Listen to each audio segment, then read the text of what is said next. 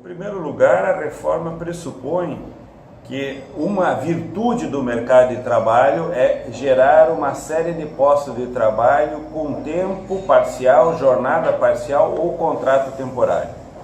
A ideia de que a flexibilidade materializada, por exemplo, em um contrato de meia jornada, em um contrato por 2 meses, por 2 semanas, ou em uma jornada totalmente flexível, chamado contrato intermitente, jornada intermitente ou 0 hora, ou seja, um trabalhador poderá ser contratado por várias empresas e não trabalhar nenhuma hora durante aquele mês, ou se trabalhar para a empresa A e para a empresa D, qual ele é contratado, por 2 horas, ele receberá 2 horas de salário somente, ou seja, o fato de ter um contrato intermitente com uma empresa não lhe garante nenhuma remuneração e nenhuma jornada na semana ou no mês.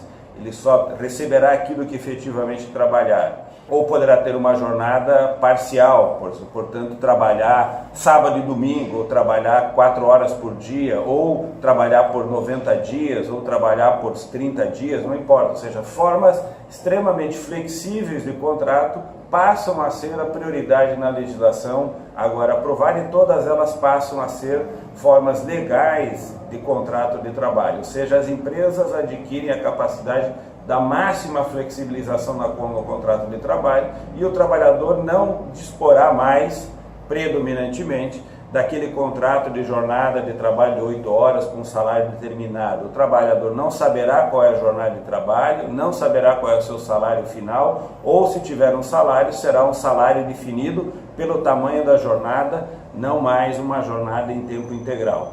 Isso implicará em ter mais de um contrato de trabalho muitas vezes, aumentando provavelmente o tempo dedicado ao trabalho e o esforço para financiar o orçamento familiar. Tende a aumentar a jornada global de trabalho por várias ocupações, tendemos a ter uma pressão maior sobre o mercado de trabalho, porque as pessoas procurarão de forma mais intensa um posto de trabalho para complementar a renda, tudo isso criando um ambiente de insegurança e de um sobre-esforço, provavelmente doenças ocupacionais, o estresse no trabalho, da insegurança do orçamento, afeta a vida do trabalhador e novas doenças, chamadas doenças ocupacionais, poderão aparecer. Do outro lado, os sindicatos poderão, por pressão das empresas, acordarem, fecharem acordos que reduzam salários e condições de trabalho. Flexibilizem jornada, flexibilizem contrato, flexibilizem salário. Além disso, a Justiça do Trabalho terá uma série de requisitos que impedem que o trabalhador acesse a justiça. Por exemplo, o acesso à Justiça do Trabalho hoje é gratuito.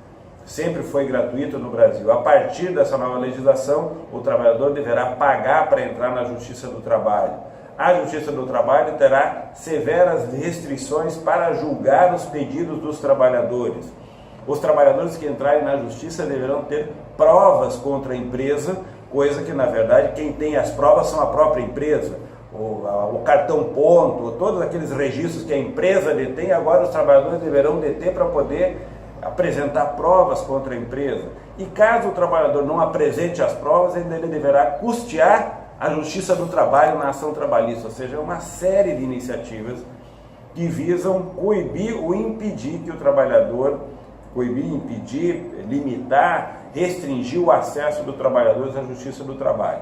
Tanto o trabalhador, quanto o sindicato, quanto a Justiça são estruturalmente fragilizados, visando criar um ambiente favorável a que as empresas possam, com segurança e com amparo da lei, reduzir o custo do trabalho e reduzir os passivos trabalhistas que hoje elas acumulam por terem práticas ilegais, por não atenderem os direitos definidos na lei ou nas convenções coletivas. A nova legislação cria um ambiente para que as empresas não se preocupem mais com esses elementos, dando a elas condições de praticarem condições de trabalho e de salário que passarão a ser recepcionadas pela lei e consideradas legais, o que hoje é uma situação de ilegalidade.